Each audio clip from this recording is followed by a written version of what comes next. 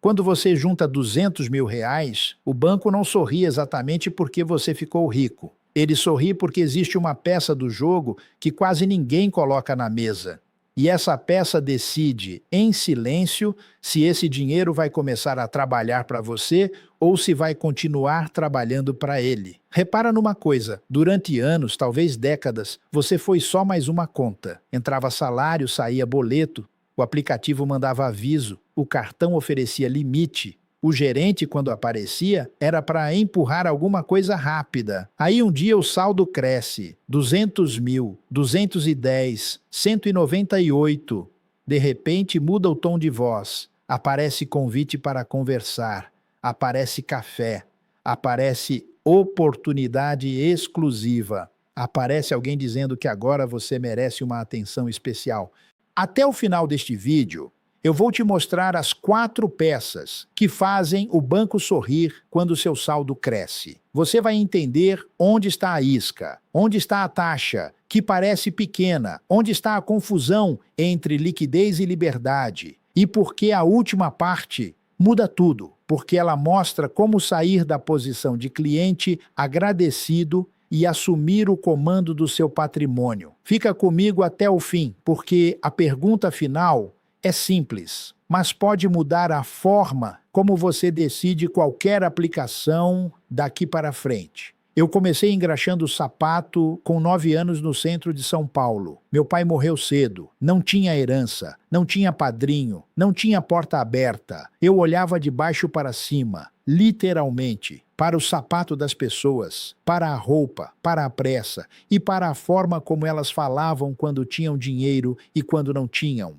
Ali eu aprendi uma coisa que nenhuma faculdade ensina com a mesma força. Quem sorri para o seu dinheiro nem sempre está sorrindo para você. Às vezes está sorrindo para a margem que esse dinheiro pode gerar. Às vezes está sorrindo para a sua insegurança. Às vezes está sorrindo porque percebeu que você levou 30 anos para juntar, mas ainda não aprendeu a proteger o que juntou. E veja, eu não estou dizendo para você odiar banco. Banco é ferramenta. Conta corrente é ferramenta. Crédito pode ser ferramenta. Renda fixa pode ser ferramenta. O problema começa quando a ferramenta vira dona da oficina. Quando você entrega a decisão para quem ganha comissão, taxa, spread, pacote, seguro, previdência e produto empacotado. Você trabalhou, segurou despesa da casa, ajudou o filho, talvez tenha pago faculdade de alguém, talvez tenha cuidado de pai e mãe, talvez tenha aberto mão de viagem, carro novo, reforma, prazer pequeno, tudo para ver aquele número crescer. Quando chega perto de 200 mil reais, você sente orgulho e tem que sentir mesmo. Esse dinheiro carrega hora extra, preocupação, sábado perdido, domingo fazendo conta na mesa da cozinha. Mas junto com o orgulho vem uma fragilidade que quase ninguém admite. Você olha para aquele saldo e pensa: agora eu não posso errar. E é justamente nesse momento que aparece alguém do outro lado dizendo: pode deixar comigo, aí mora o perigo. Antes da gente entrar no diagnóstico, eu preciso falar de um vazamento que pode destruir qualquer patrimônio, inclusive um patrimônio de 200 mil reais.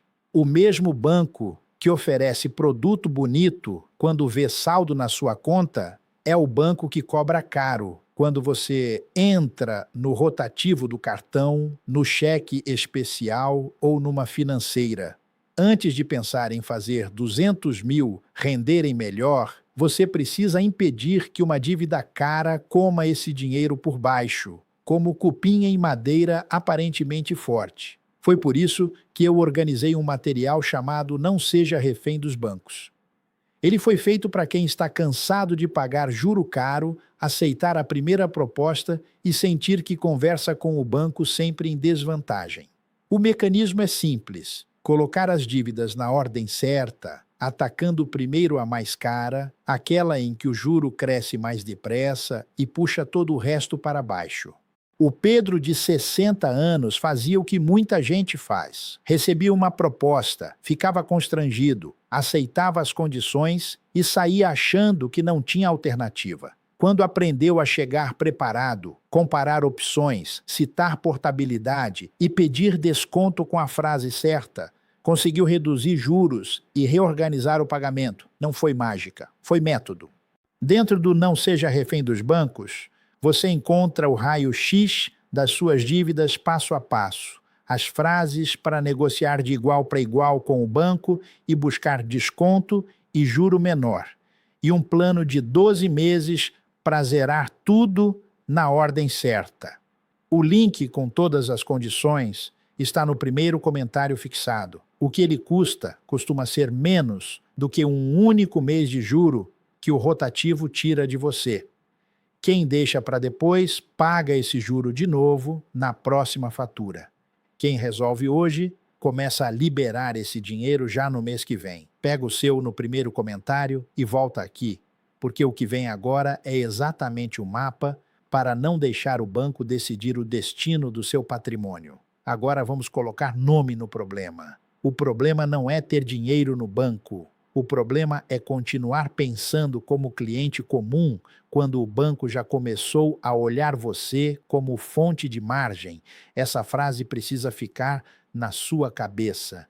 Enquanto você tem pouco saldo, o banco ganha de um jeito: pacote, tarifa, limite, atraso, rotativo, crédito pessoal. Quando você junta um valor maior, ele começa a ganhar de outro jeito: produto de investimento com taxa, previdência com carregamento, fundo que rende pouco e cobra muito, CDB que parece bom, mas paga abaixo do que poderia, seguro que entra junto na conversa, consórcio apresentado como investimento, carteira recomendada que muda mais do que deveria. De um lado está você, olhando o saldo. Do outro lado está uma máquina inteira, olhando taxa, prazo, carência, risco, comissão, meta, margem e retenção. Você enxerga 200 mil. O sistema enxerga quanto pode capturar, por quanto tempo, em qual produto e com qual custo escondido. Isso é uma assimetria. E assimetria não quer dizer que você é incapaz. Quer dizer que o jogo está montado para um lado saber mais que o outro. Você conhece sua vida. O banco conhece a prateleira. Você sabe quanto doeu juntar. O banco sabe qual produto prende mais, qual produto parece seguro, qual frase acalma, qual termo técnico faz o cliente parar de perguntar. Muita gente confunde atenção com aconselhamento. Atenção é o gerente te ligar. Aconselhamento é alguém colocar o seu plano acima da meta dele. Uma coisa não garante a outra.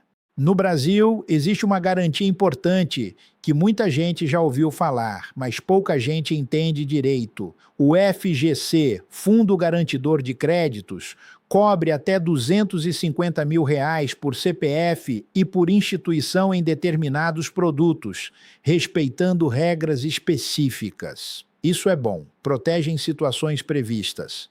Mas olha a armadilha psicológica. Quando a pessoa chega perto de 200 mil, ela sente que está em uma faixa segura, quase blindada, e para de questionar. Ela pensa, está dentro do limite, então está tudo bem. Só que segurança de crédito não é a mesma coisa que boa decisão financeira. Uma aplicação pode estar coberta e ainda assim render mal. Um produto pode parecer conservador e ainda assim ter custo alto. Um atendimento pode parecer cuidadoso e ainda assim estar mais alinhado ao interesse do banco do que ao seu. Foi isso que aconteceu com um comerciante de 58 anos que eu conheci. Homem trabalhador, daqueles que abrem a porta cedo, fecham tarde e conhecem cliente pelo nome. Ele juntou 210 mil ao longo de anos. Não veio de herança, veio de margem pequena, controle de estoque, compra bem feita, férias adiadas. Um dia foi chamado na agência para organizar melhor o dinheiro. Saiu de lá com previdência cara, fundo com taxa alta e um seguro que ele não precisava naquele formato. Ele não assinou porque era bobo, assinou porque se sentiu respeitado. Depois de tantos anos sendo tratado como só mais um, aquela mesa, aquele café, aquela pasta bonita, aquela fala mansa, tudo aquilo parecia reconhecimento. Mas reconhecimento não paga aposentadoria. Quando ele me mostrou os papéis, a tristeza dele não era só financeira, era uma tristeza de identidade. Ele dizia: Barsi, eu fui cuidadoso a vida inteira. Como é que fui cair nisso agora? E eu respondi: você não caiu por falta de caráter. Você caiu porque entrou num jogo em que o outro lado tinha roteiro, treinamento e meta. Você tinha confiança. Essa é a parte que dá indignação. O trabalhador que juntou dinheiro é tratado como oportunidade comercial, não como alguém que precisa de clareza. E quando você não entende a engrenagem, você agradece pelo atendimento que pode estar custando parte do seu futuro. Mas preste atenção, porque aqui começa a saída. Se você juntou 200 mil reais ou está caminhando para isso, você já provou uma coisa rara: disciplina. O ajuste agora não é moral, não é bronca. Não é dizer que você fez tudo errado, você fez muita coisa certa, você ganhou, poupou, segurou o impulso, teve paciência. A pergunta agora é outra: esse dinheiro tem direção? É aqui que entram as 4 peças que eu prometi no começo. A primeira peça é o saldo que vira isca. Existe um momento em que o dinheiro parado deixa de ser apenas dinheiro parado. Ele vira sinal. Para você, o saldo é tranquilidade. Para o banco, o saldo é gatilho. Gatilho para oferta, gatilho para segmentação, gatilho para atendimento diferenciado, gatilho para produto, que precisa de cliente com dinheiro suficiente para aceitar uma aplicação maior. Imagine que você tem 200 mil reais na conta, em uma aplicação automática ou em um produto simples que você nem revisa. Você acha que está tudo quieto, mas do outro lado, esse saldo pode acender uma luz. A partir daí, começam as sugestões: um cartão melhor, um pacote mais completo, um crédito com limite maior, um consórcio, um fundo exclusivo, uma previdência para planejar o futuro, um seguro para proteger a família, uma aplicação com nome bonito. Cada oferta vem com uma palavra que acalma: segurança, exclusivo, premium, conservador, planejamento, diversificação. Só que palavra bonita não substitui pergunta dura. Qual é a taxa? Qual é a liquidez? Qual é o risco? Qual é a carência? Qual é o rendimento comparado ao CDI? Qual é a comissão embutida? Se eu precisar sair, perco alguma coisa? Isso serve ao meu prazo ou serve ao prazo do produto? Isso simplifica minha vida ou me prende? Quem não pergunta, terceiriza o futuro. E quando você terceiriza o futuro, o dinheiro fica anestesiado. Ele parece seguro porque o número está lá, mas pode estar crescendo menos do que deveria, pagando mais taxa do que deveria, preso mais tempo do que deveria, obedecendo a uma lógica que não nasceu dentro da sua casa. Nasceu dentro de uma prateleira de vendas. Eu vi muito isso ao longo da vida. A pessoa passa anos fazendo sacrifício para juntar patrimônio e quando finalmente chega em um valor respeitável, perde a firmeza. É como alguém que carregou um balde cheio por quilômetros e, ao chegar perto do destino, entrega o balde para um desconhecido porque ele sorriu e disse que conhece um atalho. Pode até conhecer, mas o balde é seu. A segunda peça é a taxa pequena que come grande. Essa é uma das mais perigosas porque não dói na hora. Se alguém tira 10 mil reais da sua conta hoje, você percebe. Se uma taxa come um pedaço pequeno todo ano, você se acostuma. O extrato não grita. A perda vem de mansinho. É o gotejo. E o gotejo, quando dura 10 ou 15 anos, enche um balde do lado errado.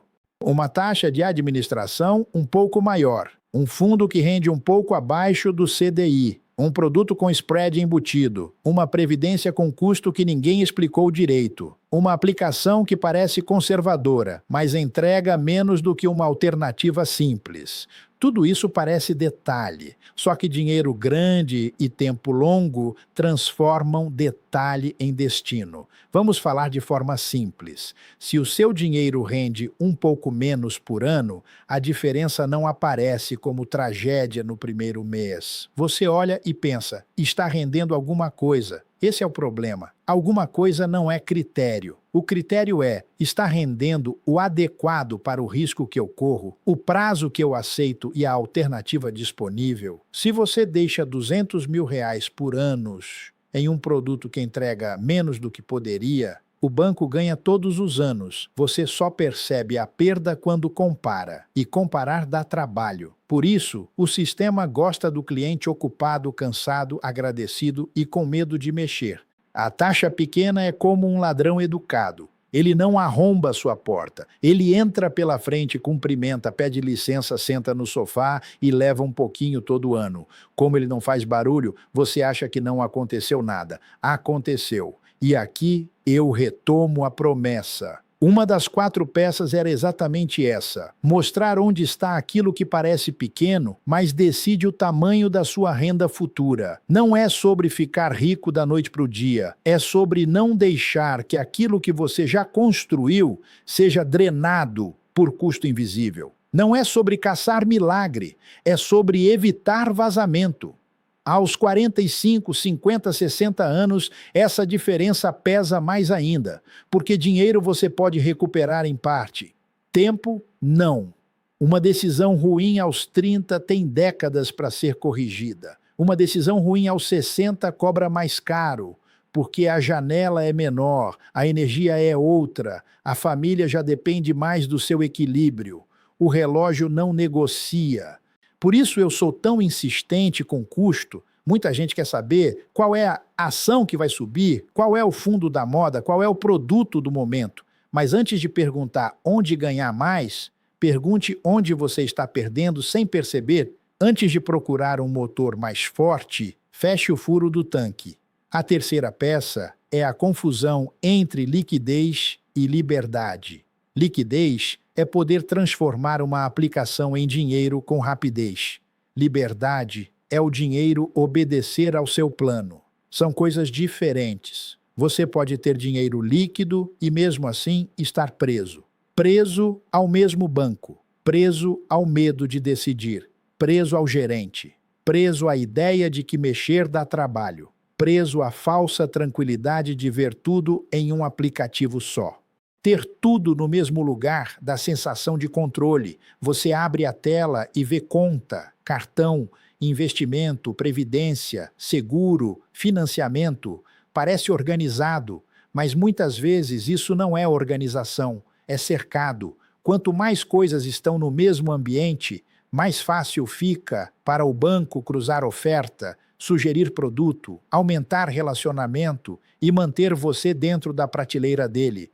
Não estou dizendo que você precisa espalhar dinheiro sem critério. Isso também é erro. Estou dizendo que concentração por preguiça não é estratégia. E concentração por medo não é proteção. Uma reserva de emergência precisa estar em produto adequado, com segurança e liquidez. Um dinheiro que você vai usar daqui a poucos meses não deve estar exposto a risco desnecessário. Um capital para prazo mais longo pode buscar rendimento melhor, desde que você entenda. Uma parte do patrimônio pode, com estudo e paciência, caminhar para ativos geradores de renda, mas cada pedaço precisa ter função. Dinheiro sem função aceita qualquer convite. Quando você separa o dinheiro por objetivo, a conversa muda. O gerente oferece uma previdência cara. Você pergunta: para qual objetivo isso serve? O aplicativo sugere um fundo. Você pergunta: qual é o custo e qual é a comparação? Alguém fala em oportunidade. Você pergunta: o prazo combina com minha vida?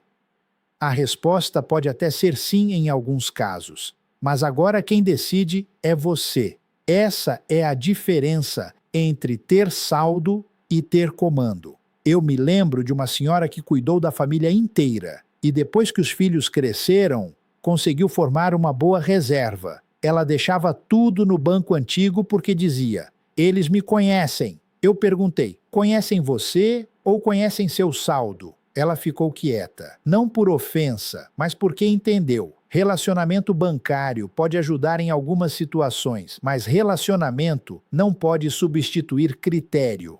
Critério é você saber por que entrou, quando sai, quanto custa, quanto rende, qual risco assume e qual papel aquilo tem no seu plano. Sem isso, o dinheiro pode estar disponível na tela e indisponível na prática, porque você não tem coragem de contrariar quem te atende. É por isso que o material do primeiro comentário ajuda quem ainda tem dívida cara a fechar o furo antes de pensar no próximo passo. Juros escorrendo todo mês enfraquece qualquer plano. Dá uma olhada quando puder e volta para montar a lógica do seu patrimônio com mais firmeza. A quarta peça é a troca do juro pago pelo juro recebido. Aqui está o coração da conversa. O banco sorri em duas situações principais: quando você paga juros caros e quando você recebe pouco pelo seu dinheiro. Nos dois casos, a engrenagem trabalha para ele. Você sorri quando entende a inversão. O capital precisa sair da posição de servo do banco e começar a servir a sua família, sua velhice, sua liberdade.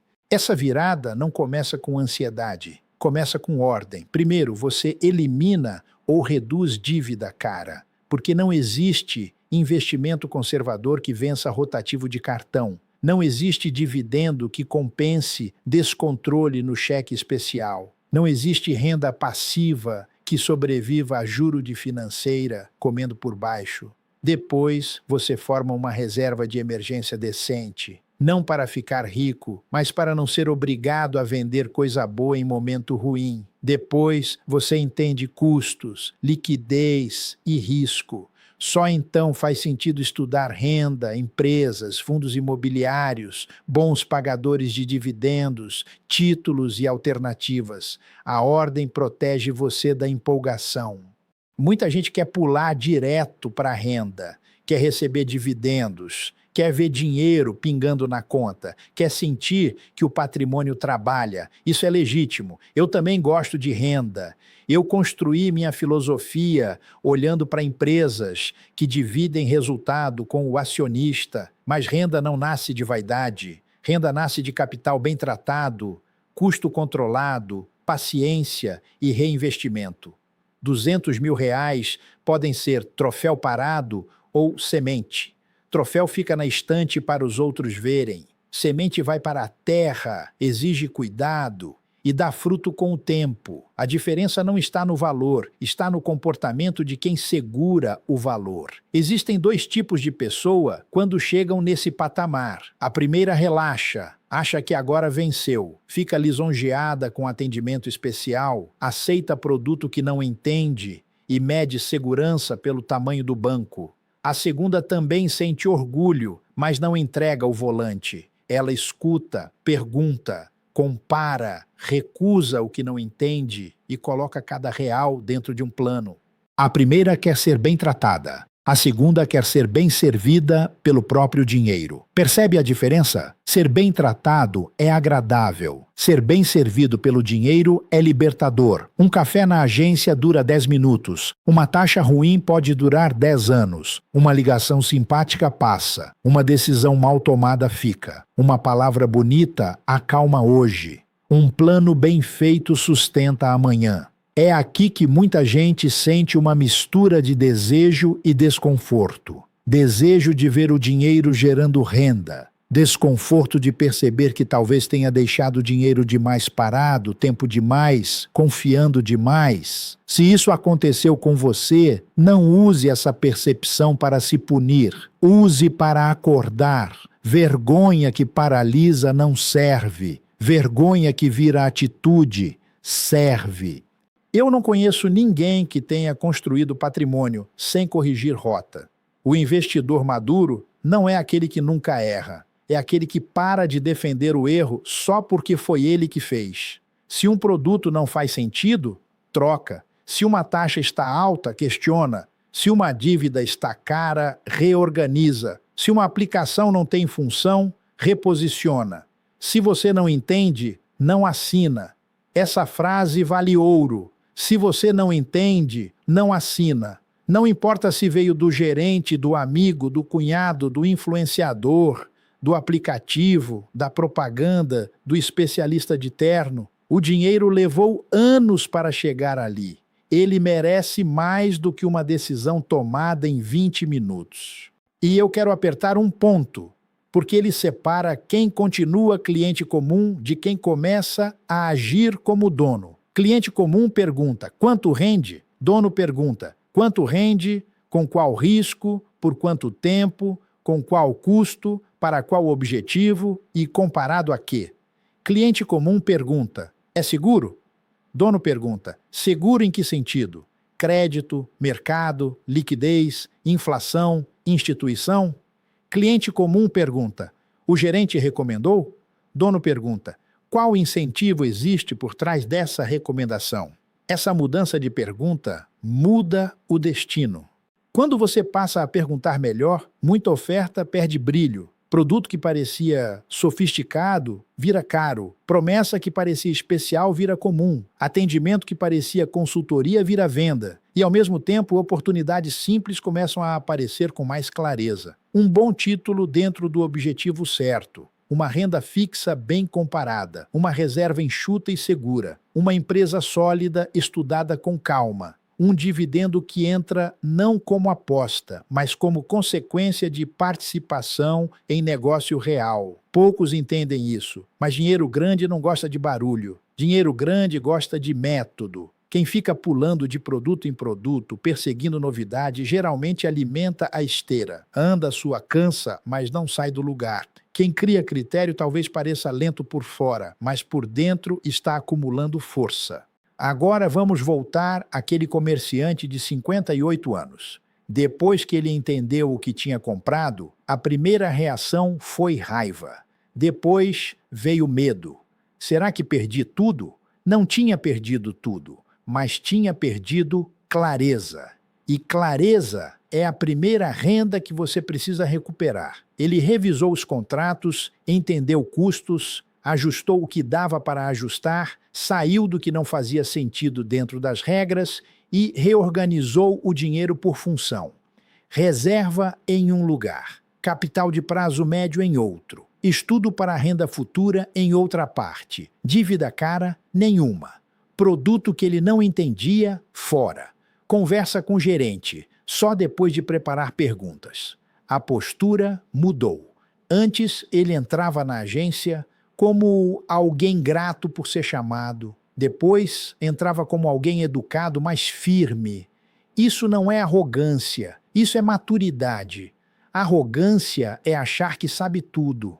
Maturidade é saber que o dinheiro é seu e que ninguém sente por você a dor de perdê-lo. Talvez você esteja ouvindo isso e pensando em uma oferta que já aceitou. Talvez uma previdência que nunca leu. Um fundo que está lá há anos. Um título que você comprou porque disseram que era bom. Um seguro que entrou no pacote. Uma aplicação automática que rende pouco. Um dinheiro grande demais parado na conta porque dá medo mexer. Se esse pensamento apareceu, é sinal de que o vídeo está cumprindo o papel. Não para te assustar à toa, para te devolver o volante. Porque o custo de continuar parado não é só financeiro, é emocional. Você passa a vida inteira trabalhando para conquistar tranquilidade e quando consegue juntar um valor importante, continua com a mesma ansiedade. Medo de perder, medo de perguntar, medo de parecer ignorante, medo de contrariar o gerente, medo de sair do produto, medo de investir, medo de não investir. O dinheiro cresce, mas a sensação de comando não cresce junto. Isso é uma prisão elegante. E uma prisão elegante ainda é prisão. A urgência aqui não é correr para comprar qualquer coisa. Pelo contrário, a urgência é parar de decidir no piloto automático. Cada ano em produto ruim é um ano a menos de renda futura. Cada mês pagando juro caro é um mês em que o banco usa sua fragilidade para fortalecer o balanço dele. Cada conversa em que você aceita sem entender reforça o hábito de depender da aprovação de outra pessoa. Aos 50, 60, 65 anos, você não precisa provar nada para gerente. Você precisa proteger sua paz. Você precisa fazer o dinheiro trabalhar de um jeito compatível com a vida que ainda quer viver.